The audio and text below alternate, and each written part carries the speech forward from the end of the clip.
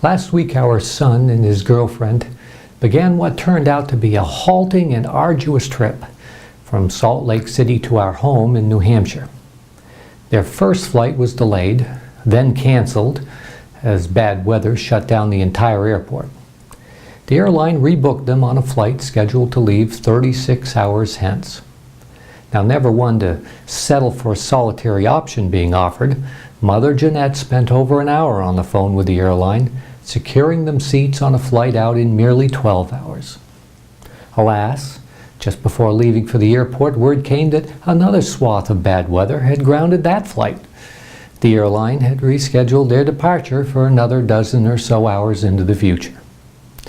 These roller coaster swings from anticipation to disappointment and back were much like the behavior of the stock market all week long. Battered by conflicting signals from the Federal Reserve, economic data, and unemployment reports, the market had suffered triple-digit advances one day, only to be followed by triple-digit declines the next, and so on, back and forth, ending the week, much like my son and his partner, right back where it had started. Now, son Andrew had lost nothing but time and patience. Back on Wall Street, the fortunes of traders varied. Those who had guessed correctly went into the weekend celebrating their profits, while those who had misjudged the next day's action were licking their wounds.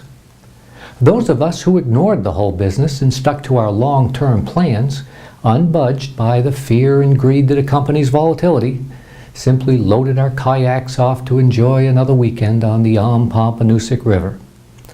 Actively hopping from one stock to another in and out of the market seldom results in sustained performance advantage.